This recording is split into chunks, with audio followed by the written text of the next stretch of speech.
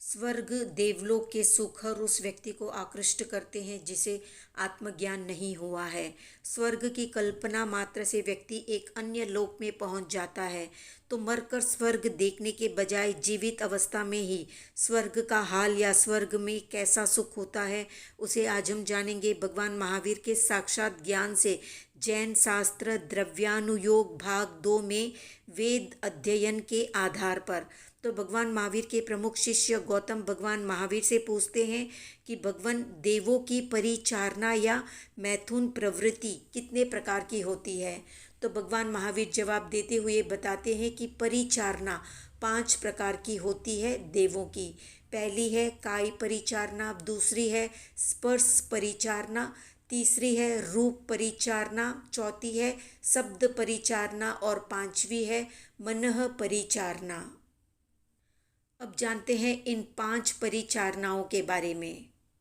तो सबसे पहले जानते हैं काय परिचारक के बारे में। तो काय परिचारक यानी शरीर से विषय भोग या मैथुन सेवन करने वाले जो देव हैं उनके मन में ऐसी इच्छा उत्पन्न होती है कि वे अप्सराओं के शरीर से परिचार या मैथुन करें।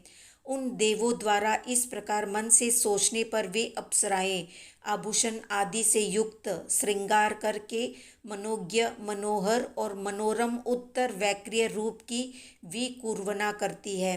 इस प्रकार विकुर्वना करके वे उन देवों के पास जाती है। तब वे देव उन अप्सराओं के साथ काय परिचारना यानी शरीर से मैथुन सेवन करते हैं। इसी प्रकार जो रूप परिचारक देव हैं उनके मन में इच्छा उत्पन्न होती है कि हम अप्सराओं के साथ रूप परिचारना करें। उन देवों के द्वारा मन में ऐसा विचार किए जाने पर वे देवियाँ उसी प्रकार उत्तर वैक्रिय रूप से विक्रिया करती है।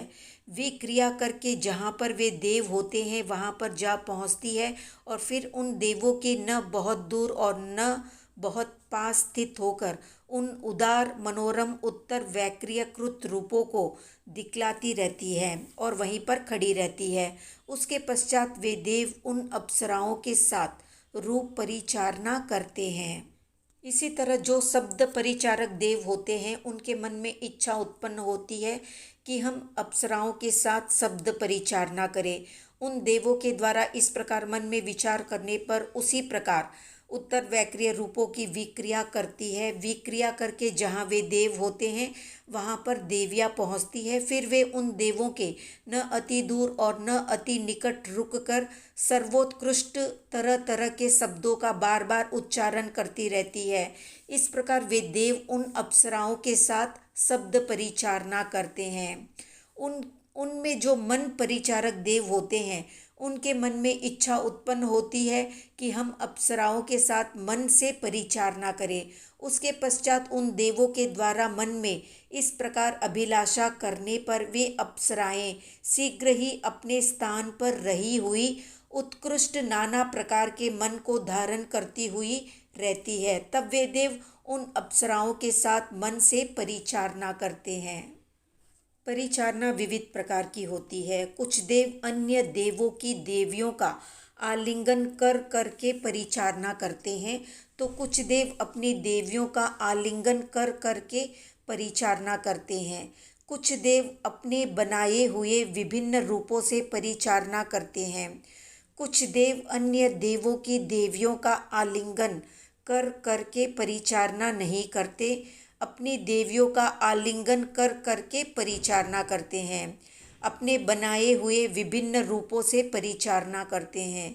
कुछ देव अन्य देवों की देवियों से आलिंगन कर करके परिचारना नहीं करते, अपनी देवियों का आलिंगन कर करके परिचारना नहीं करते। कुछ देव केवल अपने बनाए हुए विभिन्न रूपों से परिचारना करते हैं। संभोग 4 प्रकार के कहे गए हैं। कुछ देव देवी के साथ संभोग करते हैं तो कुछ देव नारी या तिर्यंच स्त्री यानी तिर्यंच पशु के साथ संभोग करते हैं। कुछ मनुष्य या तिर्यंच देवी के साथ संभोग करते हैं तो कुछ मनुष्य या तिर्यंच मानुषी या तिर्यंच स्त्री के साथ संभोग करते हैं। काम भोगों में काम 4 प्रकार के कहे गए हैं। श्रृंगार, करुण, बीभत्स और रौद्र। देवताओं के काम श्रृंगार रस प्रधान होते हैं तो मनुष्यों के काम करुण रस प्रधान होते हैं।